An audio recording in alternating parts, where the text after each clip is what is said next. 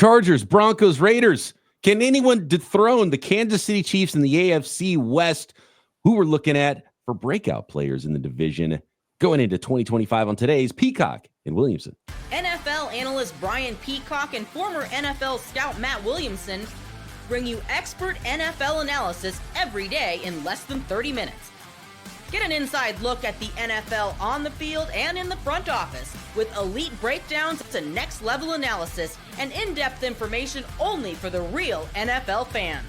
This is Peacock and Williamson, and it starts now.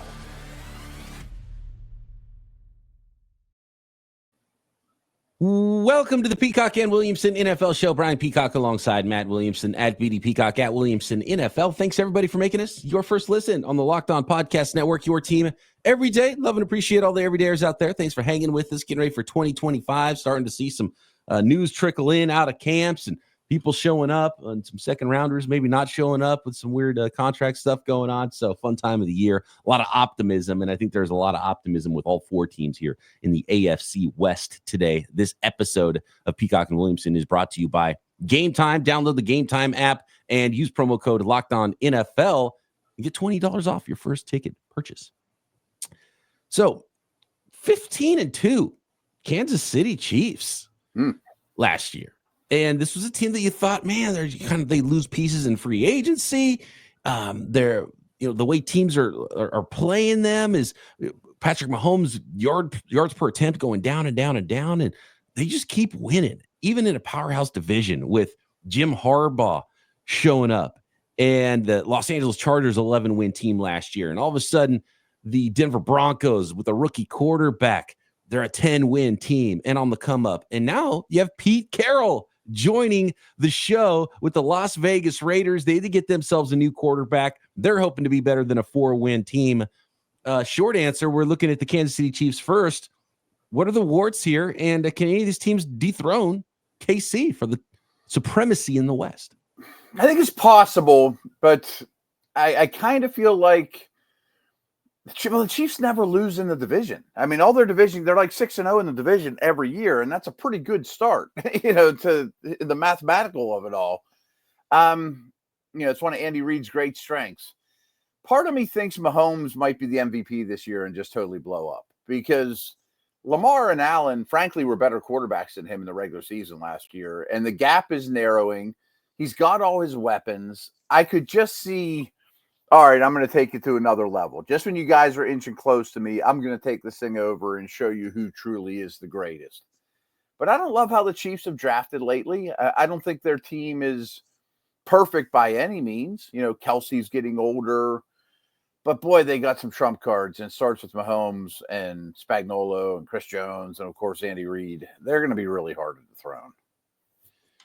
One thing that finally bit them in the Super Bowl was offensive line and offensive line depth. Yes. And, like a lot of teams in the NFL struggling to find their final five and be really good as a unit up front. And they spent a second-round pick last year on Kingsley Suamataia, and he battled with Wanye Morris, and it was tough going. And neither one of those guys was ready to be that bookend tackle. And we'll see Kingsley Suamataia, I think, competing at left guard this year instead because the Chiefs brought in two new left tackles. One was 49ers backup swing tackle Jalen Moore, which I was a little bit surprised how much money he got in free agency. And it just goes to show you how many teams in the NFL need offensive linemen. They followed that up with, potentially one of the steals in the draft, and Josh Simmons at the end of round one, who fell because of some injury concerns.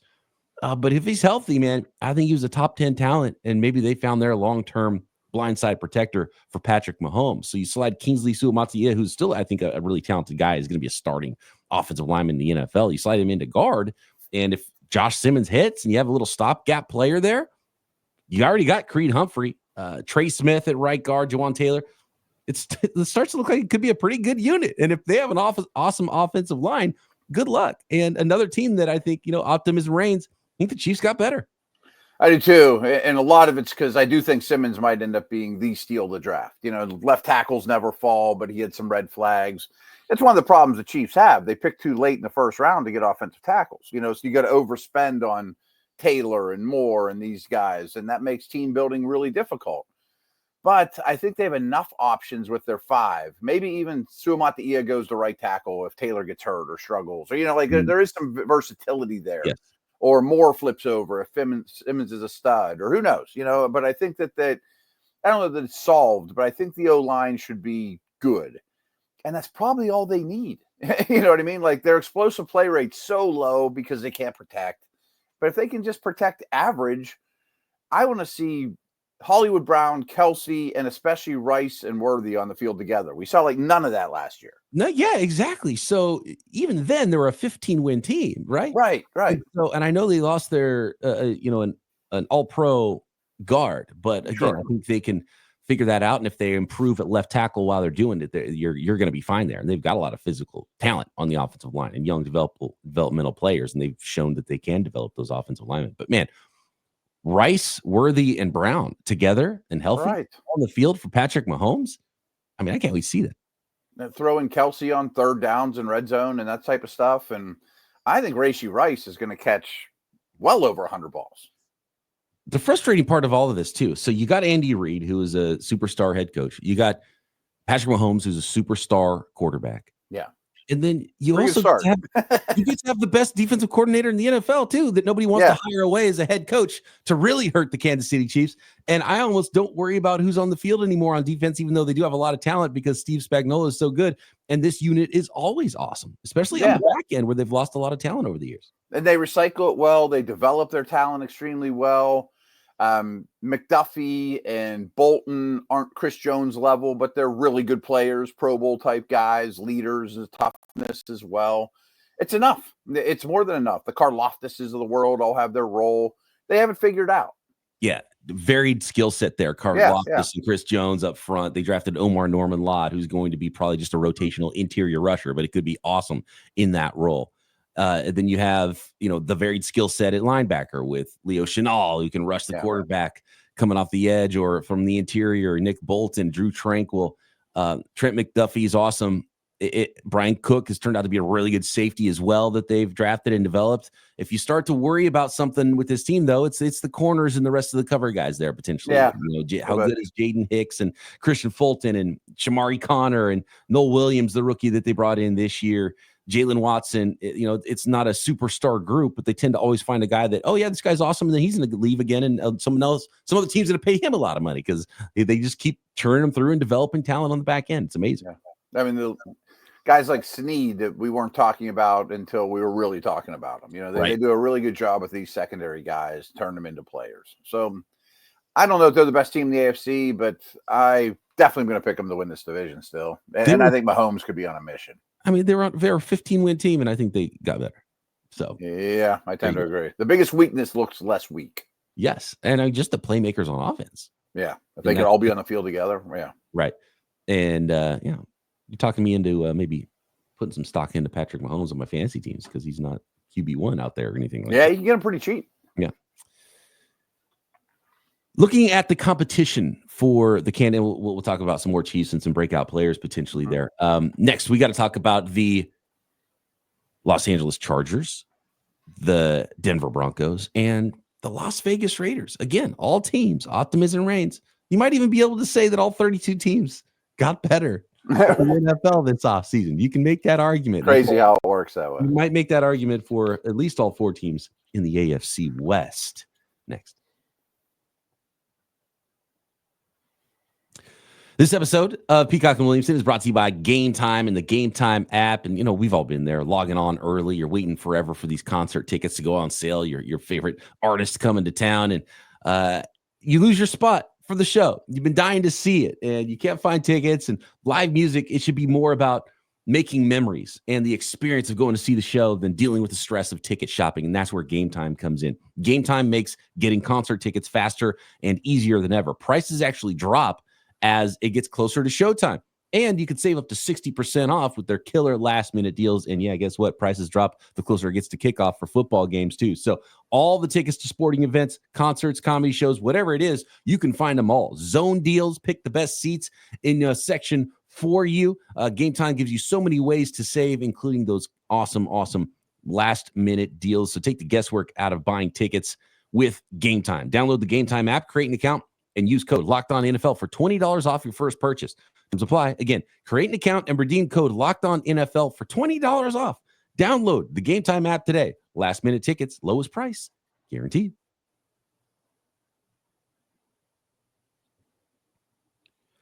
The Los Angeles Chargers. A lot of apologists for this team's quarterback, and I think you are one of them. I am. And some people would say that, okay, well, we need to see it, almost in a Trevor Lawrence sort of a vein.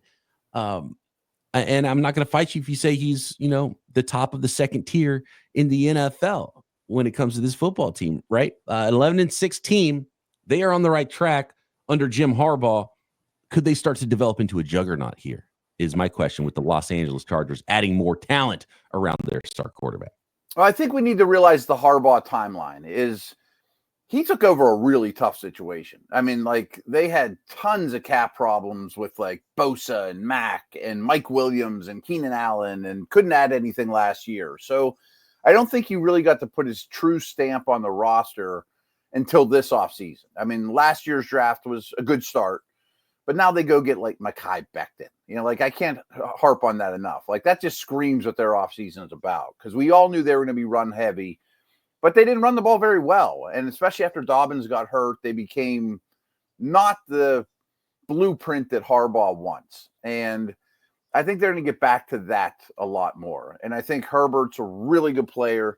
They found a really good player in McConkey.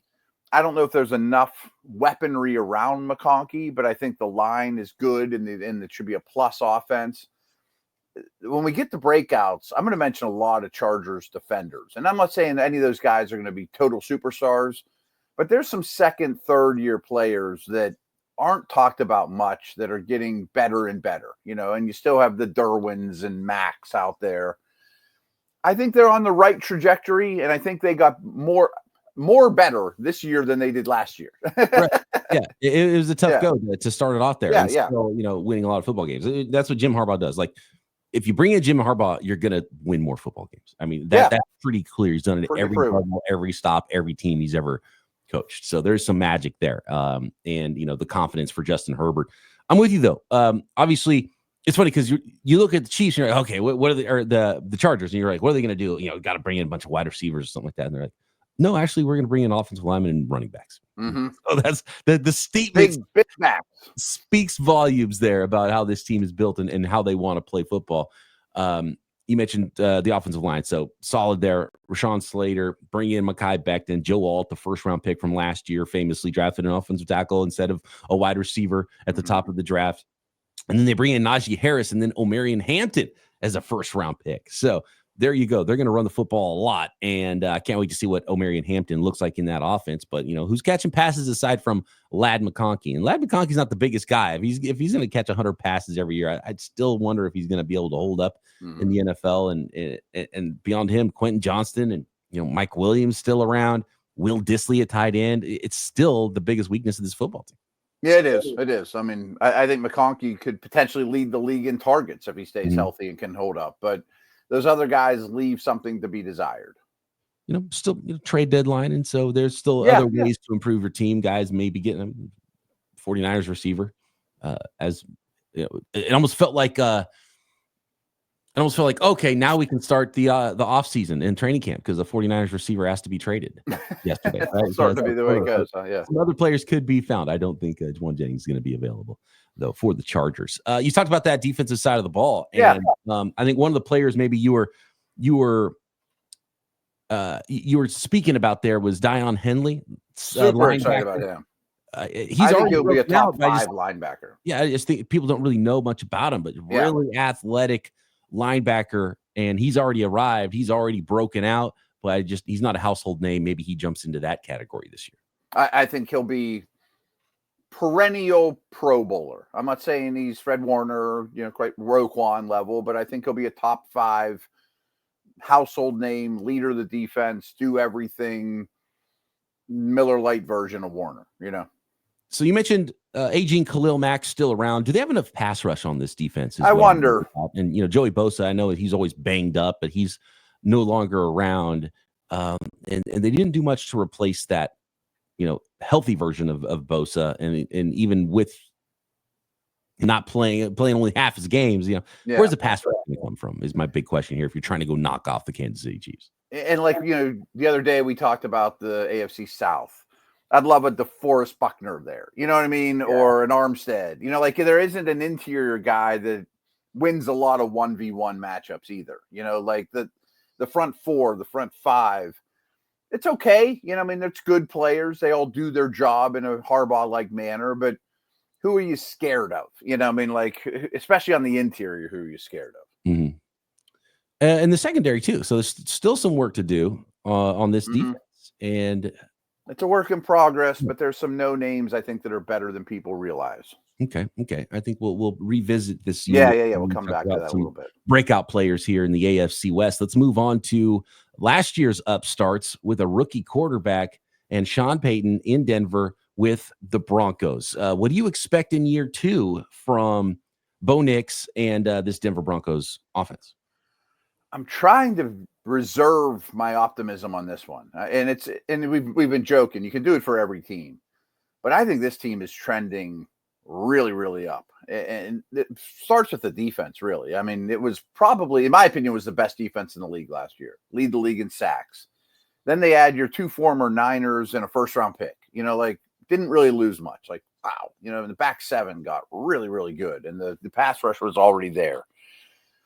Now I think you have legit running backs. The guys they've been trotting out there are just been dudes. I don't know who the other pass catchers are going to be, but we'll talk about them a little bit in breakout situation too. But I mean, I think it's more than just Sutton. I'm a Knicks believer, but I don't think he's Herbert or Mahomes, and probably never will be. But Sean Payton's another one like Harbaugh. He just wins games. I mean, he's outkicked his coverage every year there. I think Denver's in a really good spot. And a good fit for Bo Nix in his offense. And clearly we saw that in year 1. And Bo Nix, played a lot of football in college and came in ready to play and compete. And that looks like a playoff team to me. And I didn't think that at all a year ago. RJ Harvey and J.K. Dobbins. I like that combo in the run game. The one thing I don't like about the build at wide receiver is you have Cortland Sutton is the old head. And then you have, you brought in like mid-round guys and a late-round guy in Devon Vele last year and Marvin Mims, and then Troy Franklin, the speedster in the middle rounds. And then you bring in Pat Bryant this year, and A.T. Perry's actually a player I like who's on the roster now. But it's like, okay, who do you trust? A lot of guys. There's a lot of 3s and 4s. Where's that number 2, number 1? Like, who's going to be that true number 2? Is it the rookie Pat Bryant? They drafted him in the 3rd round, which tells you they like him a lot. He could be one of those. He's not the fleetest of foot, but he could be a target hog type of a player. Yeah, I was going to kind of reserve that for breakout players too, because I don't know if any of them are going to break out, but they kind of need them to. So I listed Mims and Bryant in particular, because Mims is a really weird player. He catches a lot of balls behind the line of scrimmage. I mean, he even gets, running back carries. He's really good with the ball in his hands. Can he take the next step as a downfield route runner? And Bryant does, a fair amount as a big-bodied slant guy to mix with Sutton. And one of my other breakout guys from this group too, though, is Ingram. Not that he's like this great breakout player, no one's ever heard of him, but I have a feeling Sean Payton gets more out of him than even the Jags did. Interesting. Okay, I like that. So maybe let's piece it together with 4 of them, but there isn't the true 2, like you said, and Sutton's not really even a 1. He should be the 2, Yeah, exactly. And last year's breakout player on defense was Nick Bonito, the pass rusher. Big time. Yeah. And so that was huge for that defense. You got DJ Jones in the middle and Zach Allen, John Franklin Myers on the defensive line. They bring in Dre Greenlaw, who's, hopefully he can stay healthy because he's one of the better linebackers in the NFL when he is. And as you know, him and Hufanga impact games in a big way when they're out there. They fly out there. Right. Fly to the football. It's fun to watch both those guys play with their hair on fire. And then you got Pat Surtain. If there's such thing as a shutdown corner in the NFL, he's probably it. Yeah, throw Barron in the mix too. I mean, the safeties are better than people think. Zach Allen is one of the better interior defensive linemen no one talks about.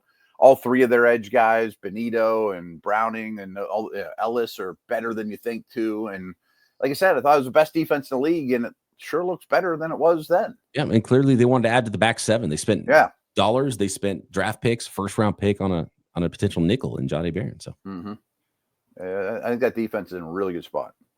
The team that has the most room to grow from a 4-win season in 2024 with a new head coach and a new quarterback, that is the not Oakland. Not Oakland, yeah. They've been around. Excuse me, Raiders, and breakout players from the AFC West. Next.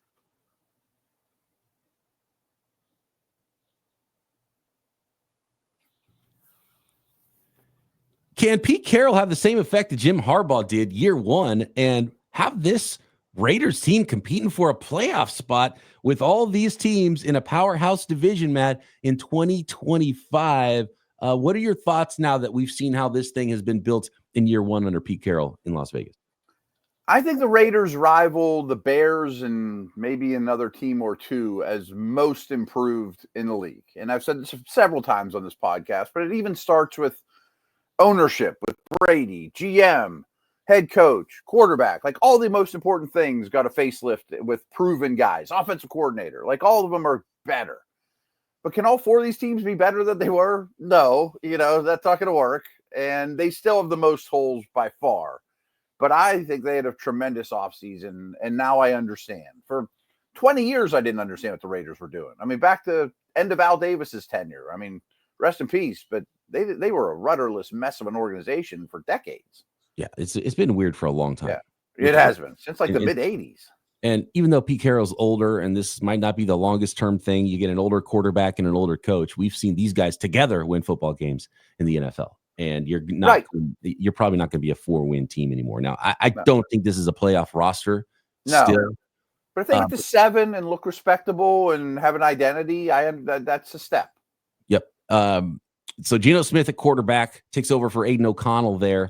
They bring in a running back. Again, talk about statements. Like, there's a lot of superstar quarterbacks in this division. This division is going to run the ball a lot. And so Ashton Genty, the first-round selection. 2 first-round running backs in the and a third-round Harvey, too, as well. Absolutely. And so Ashton Genty, I can't wait to see what he looks like. They brought in Raheem Mostert as well in that backfield. Pass catchers, Jacoby Myers, Trey Tucker, Dante Thornton, not quite the group that Geno Smith was thrown to in Seattle. No. Let's see what Kareem rises to the top there with pass catchers. But, they've got the guy who executives, I think, wrongly voted the best tight end in the NFL. He might be the best pass-catching tight end in the NFL. Is he the best tight end in the NFL? I don't know. But Brock Bowers, I mean, he could handle all the targets last year. He's the number 1 wide receiver in Las Vegas. I think it's pretty clear that Genty and Bowers are going to get the football down your throat in every way possible. Sprinkle in some Myers, maybe some Jack Besh or whoever. But, those two are going to dominate touches. And here's the thing, nice little offensive line that they're starting to put together here. Better than you think, yeah. I have some questions about right tackle, but you got Colton Miller. I like Dylan Parham at guard. Jackson Powers Johnson, I think, in year 2 at center could start to become one of the better and just a power offensive lineman center in the NFL. Alex Kappa at right guard. So, look, this is going to be a team that's built around run the football, throwing it short, probably an occasional moon ball over the top maybe from Geno Smith, but they're going to try to keep games close. Yeah. And again, I understand it for the first time ever. And I think the offense should be pretty solid. Now we're going to get to the defense, and getting Christian Wilkins back, I think, is massive. I mean, that was one this time last year, like, man, they went out and got Christian Wilkins. That's a big money guy. And they got nothing out of him, unfortunately. So that front looks really good, but that back 7 to me looks really bad. Rome wasn't built in a day, Right. There was a lot of work to do, and this the back 7's been a problem for a while in Las Vegas. So bringing in Jermaine Pratt, I think, is they're just like, well, we need some professional football players out here in the back end. So I like him being able to plug in, at least be. But you mentioned all the important parts of an organization: GM, head coach, quarterback. It's nice to start a defensive build with a Max Crosby too. So right. Have that going for them. D-line is impressive. Yeah. Some problems trying to keep games close, and then can you cover guys on the other team? And you're like, okay, well, they're putting up 7s and we're like running the ball and putting up 3s. I don't know if that's the recipe this year for them to succeed, but they're going to be a better football team than they were last year. But I would assume. And if let's say they win 7 games, I'm sure they'd be in the quarterback market, but then everything else I would be looking at like back 7, like go crazy and try to really do that next offseason. You can't do everything in one offseason. another receiver, and yeah. Yep, absolutely. All right, breakout players. Who are your favorite breakout players? We can go back real quick to the Broncos because we talked about a few of them already, right? And which wide receiver do you like? You like Pat I don't Bryant? know. This was more of a Pat Bryant ? Mims ? Okay. They need someone to break out, or they all need to take a baby step forward. They all have their warts. They're all kind of interesting. Franklin was a guy people even liked coming out of Oregon. He's tiny, but Vele was okay. But if Vele can be your fifth, I think you're in good shape. So this was more of a hope that I hope one of their wide receivers is a breakout guy, and I think it's possible. And mostly because I just trust the guy pulling the strings. Yeah. But I think he's going to get a ton out of Ingram and Dobbins. I mean, those guys are highly talented players that have had their warts over the years. But as long as they're on the field, I think he'll get a lot out of Dobbins and Ingram. My pre-draft priors really make me feel like Franklin as a fourth-round pick and just being that kind of had a year to develop now, and he had some rough edges he needed to clear up as a receiver and a route runner. But man, could he be that like third guy that really gives you a dynamic look and speed down the field, with Pat Bryant being the opposite, and he's the big just pure hands, does not drop the football, power player, slant boy, that type of player in Sean Payton's offense, because we've seen that big sort of a slot, big player, power wide receiver. Marcus Colston and Mike Thomas, like that's an important part of his system and his offense. And could that player be that? So those are the kind of breakout players. Someone's going to break out at wide receiver there. I think someone will. I just don't know who I'm putting my chip on, Mm-hmm. Yeah. And similarly, if I'm going to pick a wide receiver with the Raiders, I kind of want to put some stock into Jack Besh. Hey, he's on my list. Yeah. Yep. So real quick, we just want to do receivers. I got a couple more Broncos I want to throw out on defense. Yeah, keep throwing them out there. Yeah. Okay. A couple more Broncos on defense. I mentioned Ellis. He's their third edge guy, but I think he's a good player. As a rotational off the bench dude. Their free safety Jones is not a household name, but I think he's a top 10 under the radar type safety. And I expect Barron to make an immediate impact. I mean, slot corner is not a hard position. We saw Branch and DeJean come in and really help their defense a lot. I think Barron's going to be an impact guy from day one. Love it. I don't want to go too rookie heavy because sometimes I know, especially for offensive linemen. But Jack Besh for the Raiders, I like, and he's on the list. The guys in the old regime, it's a little bit more difficult with the Raiders to project those breakouts. Like, can Tyree Wilson give you anything? I have no faith in that guy. And they need him to. But another rookie I really like was third-round pick Charles Grant. I think he's got traits of a starting offensive tackle. Me too. I think it might be next year, but I wanted the Steelers to get him. He was like one of my favorite guys in that neighborhood, Yeah, just like top 100 guy, small school guy, and probably sit behind Colton Miller for a year. Maybe he takes over a left tackle, but could he sneak in and compete for a right tackle job maybe next year? But other than Betch, my two other guys were Powers Johnson and Glaze, the right tackle, who I didn't understand when they took Glaze. He was a project. He was really bad early in the season, but he's got talent. And as the season went on, he got better and better at right tackle. So maybe they uncork something there.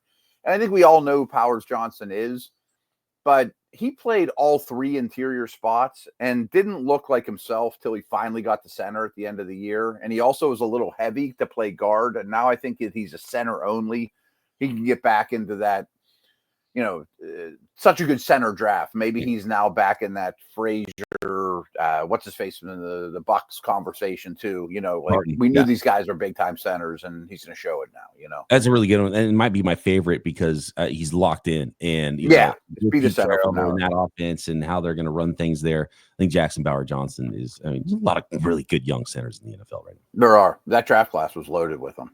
Yeah, I had a tough time with the Chiefs. Okay. I'm going to go with Kingsley Suamataia again because I'm just trying. Steal my guys. That's a good one. Yeah. My pre-draft priors. I thought he was just too talented physically to be able to get him in the second round. He's got starting level talent in the NFL, potentially even at tackle.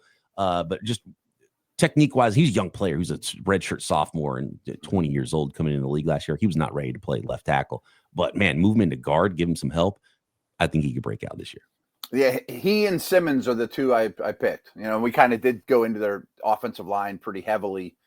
I don't know where they'll end up or when they'll end up there, or will they be opening day starters or what happens, but there's just so much ability in those two young players. Yeah, and by the way, Kingsley Suamataia, go back and look at his combine, his measurables as a young player. Yeah. And he went to Oregon like his cousin Penei Sewell. And you look at Penei Sewell's measurables and look at Kingsley Suamata's measurables, and they're related. And you're like, okay, you could dare to dream a little bit. Though, just put it that way. Yeah. And again, he was so young. I mean, again, I love the pick when they made it. It's only a year removed. Look out for Omar Norman Lott too, just as a third down interior rusher for the Chiefs as a rookie. He's going to have a role, and Spagnuolo is so good at finding those roles for those players, and might not be a huge snap load. Los Angeles Chargers. This is my biggest list. So on offense, I love their tackle tandem, and everyone knows who they are, but I think they'll be like the best tackle tandem in the league by a wide margin when it's said and done. So Slater and Alt, if you're not on board, that's going to be a skyrocket to the moon. Here's kind of a sneaky one. We were talking about shortage of pass catchers, and I'm not saying he's the next Kittle or Kelsey, but I kind of like the pickup of Conklin. Conklin can catch the football and do enough. He's a decent athlete. I think that's a good pickup that's sneaky for them. And I got a bunch on defense. Well, Rondé Gadsden, the rookie, too, is interesting there in the mix. Tight end is sort of a move tight end receiver. How could that come together? Yeah, I don't know. There's been a lot of buzz, and I was hesitant to even bring him up just because he's getting minicamp buzz, which is great for undersized players. Undersized pass catchers scream OTAs and minicamp. Yeah, the diminutive running back. Right. The 5'8" wideout that runs like the wind that just gets blown up when he goes over the middle. And by the way, Trey Harris, if you're looking for a young receiver that was has some pedigree. Could he go past the Mike Williams and Quentin Johnsons of the world? No doubt. Yep. So defense. I really like Caldwell, the nose tackle, but he still is not the guy that we were talking about of scary pass rusher in the middle. But I think he'll be an impact player. It's a body bias on him because he doesn't look as athletic. He looks terrible. Yeah. I think he's just kind of been waiting his turn. But Tui Pualupo, I crush his name. I think he could be a double-digit sack guy. That now that he's the full-time edge with Bosa gone. So I think they've had, yeah. I crush that the rookie Kyle Kennard too. So they might have enough there. Yeah, I mean, they don't have Bosa or Watt necessarily, but they might have enough. We mentioned Henley. I just have Henley exclamation point on here. But I think we also forget about Colson. Colson was a high pick that was injured a lot. He might be a really good Robin to Henley at inside linebacker. And I also like their pair of corners that no one talks about in Hart and Still. Bestill my heart. How about that? Hey, there you go. Yeah, but they're also size. They're manufacturing a lot out of these names I'm breaking out. So I think these are real compliments to Harbaugh of give me a 5th round corner and I'll make him a starter. And look, if you're trying to look at past Harbaugh teams too, I mean, they were built around Frank Gore running game in San Francisco and 2 superstar linebackers too that were athletic, that could cover, that could run and hit. So you'd have to squint quite a bit to start talking about some of those players, but I see the vision. I see the vision. I see how they're trying to build this thing. And again, Colson was a 2nd round pick. I mean, he could be. He had a lot of talent too. Yeah. Oh, big time physical talent. Absolutely. There you go. Who are your favorite breakout players? How do you see the AFC West in 2025? Let us know. Get your questions in for this week's mailbag at BD Peacock, at Williamson NFL. Drop a question or a comment on YouTube. Subscribe while you're there and anywhere you listen to your podcasts. And Matt and I back tomorrow right here, Peacock and Williamson.